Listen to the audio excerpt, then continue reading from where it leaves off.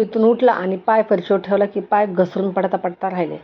झालंय काय ना, माठ आणला होता उन्हाळ्यामध्ये, तर आता जास्त काही थंड पाण्याची गरज पडत नाही बघा. आता बरंचसं वातावरण चेंज झालेलं आहे, पण या माठातलं पाणी प्रचंड गळतंय.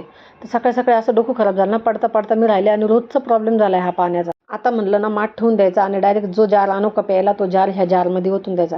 हा जो ऑरेंज कलरचा जार आहे का, तो बरेच दिवस बहिणीच्या घरी होता. मग माझ्याकडनं मागवून घेतला आणि मग हे जारचं पाणी याच्यात टाकून दिलं. आता आमच्या इथं नळ येते बरं का, पण मी नळाचं पाणी पित नाही. पहिल्यापासून जारच्या पाण्याची सवय लागलेली, तर जारचं पाणीच पितो आम्ही.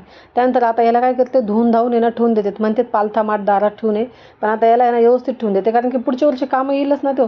त्यानंतर घरं वगैरे झाडून घेतले, दारात सडा टाकला. त्यानंतर माझं पाणी गरम झालं, पण तेवढ्यात मला पोरींचे आवाज आले. कोणाच्या? तर भावाची लहानी मुलगी घरी आलेली आहे. तर यांनी मिशोवरनं मस्त असे कपडे मागवले होते, तर ते घालून आल्या आणि मला दाखवलं आणि मला म्हणे, आता चला आमचे केस छानपैकी हेअरस्टाईल बनवून द्या.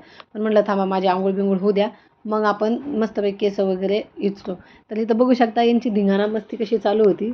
आता सगळे म्हणते ही जी लहानी आहे का, माझ्यासारखी दिसते बरं का. ह्यांच्या दोघी बहिणीचं हमेशा एकच असतं बरं का, वर आल्यावर की आम्हाला तुझ्या व्हिडिओमध्ये घे, आम्हाला तुझ्यासोबत व्हिडिओ बनवू दे. हमेशा त्यांचं तेच असतं. मग ते केलंच शेवटी मी. त्यानंतर घर वगैरे पुसून घेतलं, आंघोळ पण झाली. त्यानंतर जे रोजचे आपले सनस्क्रीमचे असते प्रोडक्ट आता आणलेत बरं का. याच्या आधी तर काही नव्हतं, पण आणले. आता म्हणलं लावून घ्यावं, कारण की चेहऱ्यावर बराच असा टॅनिंग झालेला आहे बघा माझ्या. तुम्हाला जवळ जर आले तर दिसत असेल. त्यानंतर आता ह्यांचं मध्ये चालू होते, आमच्या केसाला तेल लाव, आमची वेणी घाल. पण म्हणलं थांबा जरा, माझं होऊ द्या, मग तुमचं पण मी करून देते. तर यांची अशी इथं धिंगाणा मस्ती चालू होती. ही लहानी पोरगी आली का एकदम करमून जातं म्हणजे घरामध्ये. एरवी तर आम्ही तिघंच जण असतो, पण लहान लेकरं घरामध्ये असणं आणि खेळणं कुदणं आवाज होणं ते पण पाहिजे, घराला घर पण वाटतं जरा. आज होता रविवारचा दिवस, म्हणून एवढे निवांत असे माझे कामं चालू होते बघा. निवांत सगळं, निवांत उठले, निवांत सगळे कामं आवरणार. अजून स्वयंपाक वगैरे सगळं असा बाकी आहे. पण यांची इथं लुडूबुडू चालू होते, तर म्हणलं चला थोडंसं यांच्यासोबत पण वेळ घालावं.